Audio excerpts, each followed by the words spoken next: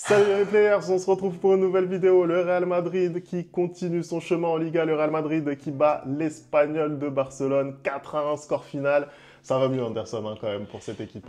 Ben écoute Femi, j'ai enfin le sourire en voyant mon équipe jouer au football. Enfin le premier match de la saison où je peux dire que j'ai pris du plaisir à regarder le Real Madrid jouer. C'est quand même le 38e match sans défaite en Liga pour le Real Madrid. Ça fait presque un an, pratiquement un an qu'on n'a pas perdu en Liga. Ça, parce que voilà, je critique tout le temps le jeu et autres. Mais dans les résultats, le Real quand même reste là. Ça fait presque un an que plus personne nous a battus. Ça fait plaisir. Allez, tu vas nous expliquer ton panard de la soirée Anderson après le générique. C'est parti.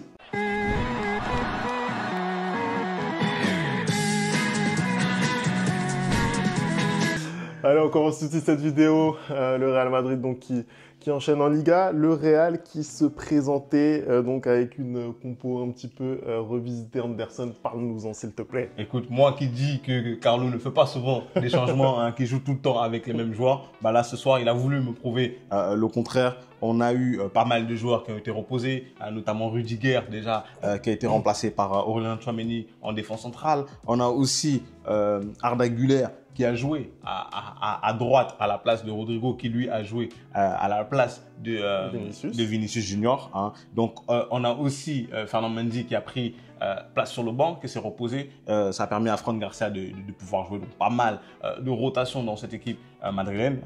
D'ailleurs, on l'a vu dans les 25-30 premières minutes, ça a très bien joué au foot, notamment Arda Güler.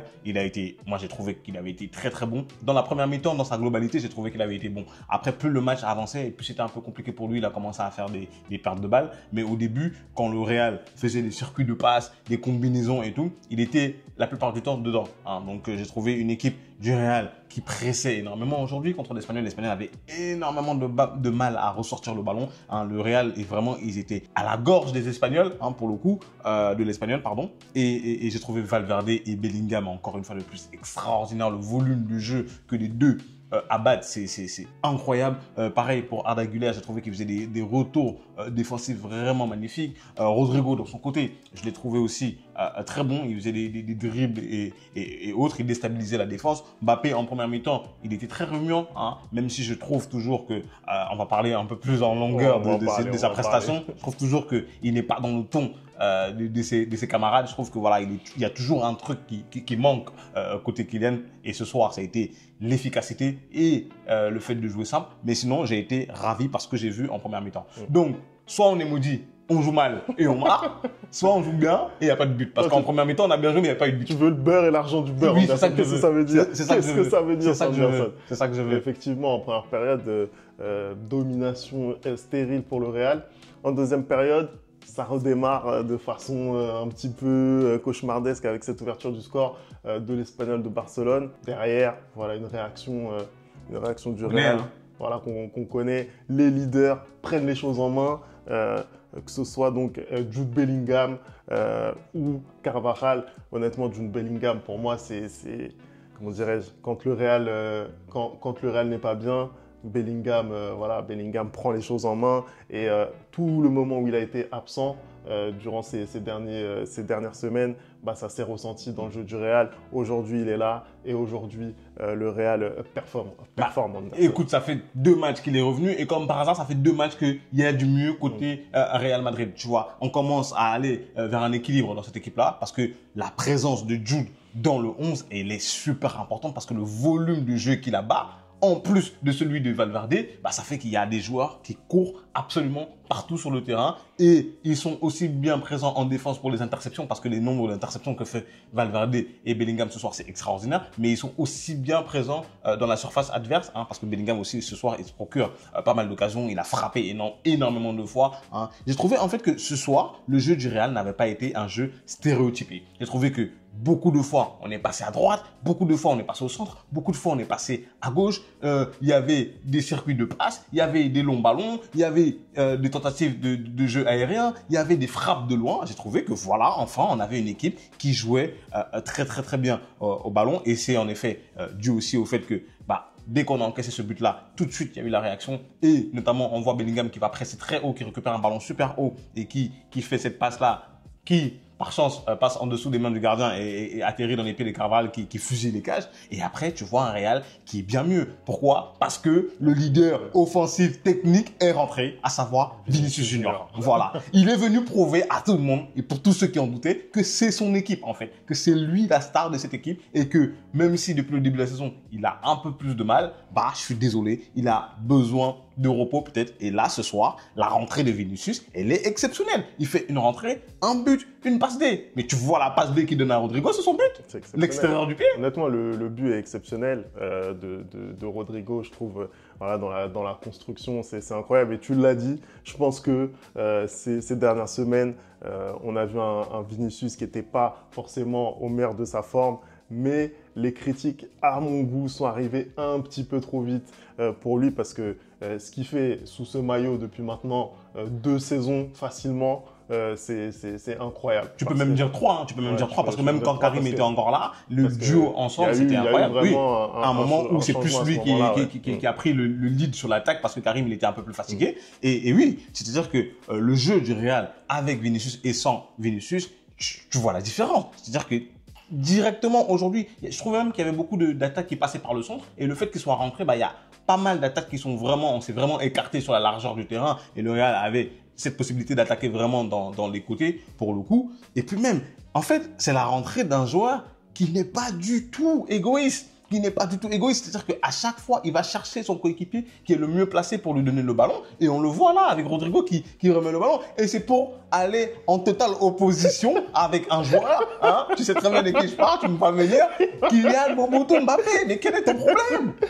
Quel est ton problème? J'ai même pas le temps de le lancer là-dessus. J'ai pas le temps de poser mes questions. C'est incroyable. Non, mais tu sais quoi? Moi, ce que je vois, c'est que les supporters parisiens, avant, ils disaient que, en fait, ils voyaient les matchs de Mbappé, ils étaient horribles, toi, le premier, et que tout le temps, à la fin du match, il mettait son penalty et que ça sauvait sa stade, hein, son penalty ou sa passe décisive. Bah là, c'est ce qui s'est passé ce soir. Je suis désolé, il n'est pas bon, hein.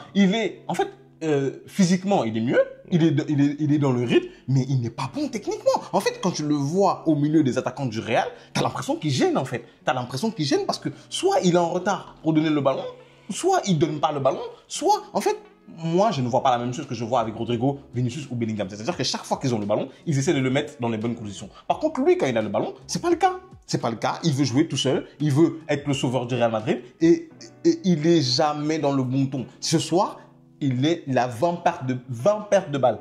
20 pertes de balles. Est-ce qu'on se rend compte quand même que c'est énorme? Non, c'est vrai que c'est colossal. En plus, vraiment, il y a des prises de décision qui m'interpellent hein, quand même. Je le vois des fois tenter des frappes, mais je me dis, mais sincèrement, mais où va-t-on? Sincèrement. Non, mais vraiment, dans ce match-là encore, mais c'est incroyable. Enfin bon, bref. C'est vrai que c'est compliqué pour Kylian.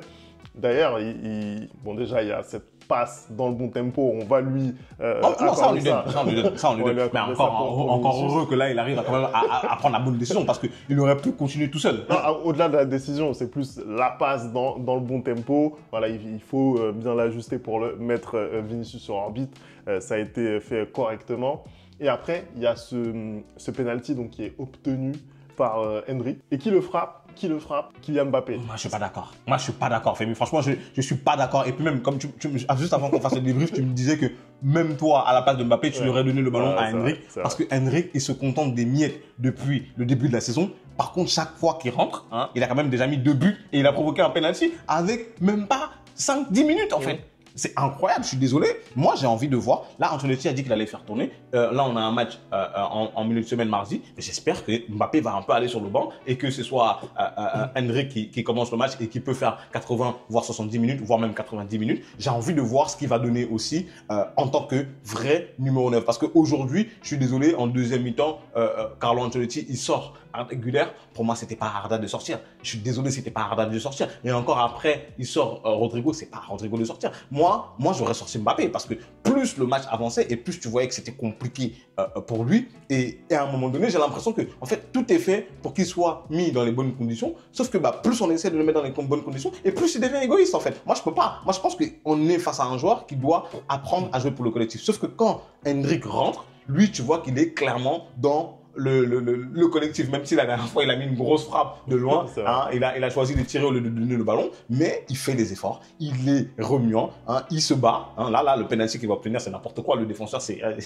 il le tient pendant 40 mètres du poteau de corner jusqu'à la surface. D'ailleurs, c'est une faute professionnelle, hein, de la part du défenseur. Et en plus, il se permet de râler. Mais moi, j'ai envie de voir un peu plus ce petit-là. J'ai envie de voir un peu plus Endrick jouer, avoir beaucoup plus de minutes, parce que je pense que ça peut lui faire du bien, ça peut faire du bien en Real aussi, de peut-être jouer avec Vinicius à gauche, Endrick au milieu et Rodrigo à droite, et voir ce que ça fait quand chaque joueur joue à son poste, en fait. Non, c'est vrai que Endrick, il a démontré qu'il pouvait avoir des minutes dans ce Real Madrid. Vraiment, je le dis à chaque fois, mais quand il rentre, il y a vraiment un changement. En fait, on sent le contraste en fait entre Kylian et Endrick, vraiment. La fraîcheur qu'il apporte, les appels tranchants qu'il arrive à amener dans la profondeur, bah, c'est vraiment les caractéristiques d'un attaquant, d'un vrai numéro 9. Aujourd'hui, Kylian, son principal problème de mon point de vue, c'est que il a vraiment du mal à se positionner et à faire les gestes que doit faire un numéro 9 en fait. C'est vraiment ça qui est pénalisant pour lui. Et il joue pas simple en plus, il joue pas simple. En fait, il se complique la tâche. Moi j'ai pas de mal à dire qu'il a été bon. Le match dernier, il avait été bon, tu m'as dit. On a tous trouvé, je l'ai dit, qu'il avait été bon, même si je trouvais qu'il était toujours un peu égoïste, mais c'était quand même le meilleur en attaque. Là, ce match-ci, pareil, en fait, je trouve qu'il y a des moments où il peut se simplifier la tâche en faisant la passe et il le fait pas forcément. Surtout que, en fait, ça me fait rire parce que je pense peut-être qu'il est trop habitué à Paris. C'est-à-dire qu'il peut faire la passe et je suis persuadé que dans 90% des cas, bah, on va lui redonner cette passe-là, en fait. Mais non, il se libère pas parce qu'il veut faire des trucs compliqués. Tu parlais tout à l'heure, il tente des frappes souvent dans des angles fermés. Ça ne sert absolument à rien. Et Femi, pendant un an, l'année dernière, tu m'as loué ses capacités, hein, de finition. Mais je suis désolé, ce soir, ça a été horrible. Ça a été horrible, la finition de Mbappé ce soir. Mais en fait, depuis même qu'il arrive au Real Madrid, je vais être clair, elle est horrible. Ce soir, le nombre d'occasions qu'il gâche, il a 2 occasions nettes où il doit mettre des buts, il le rate. Si je veux faire le mec d'action en parlant des expected goals, même si j'aime pas ça, il y en a un expected goal, il le rate. Tu vois ce que je veux dire? Et là encore en deuxième mi-temps, il y a Jude qui lui fait une bonne passe en retrait. Il a juste à ouvrir le pied. Ouais, il envoie ça. C'est extraordinaire. Il envoie ça au-dessus du stade. Mais c'est pas possible. Tu veux être numéro 9 du Real Madrid ou pas? Moi, je suis désolé, quand je vois Karim Benzema en Saudi Pro League, bah, il me manque. Voilà, Karim me manque. Quand je vois les prestations de Kylian Mbappé, il me manque, Karim. Non, mais on est où? En tout cas, c'est une bonne affaire pour le Real Madrid, malgré tout, parce que ça revient à un point du FC Barcelone. Le Barça qui va jouer à Villarreal donc demain. Le Barça qui a aussi perdu cette semaine donc à Monaco en Ligue des Champions.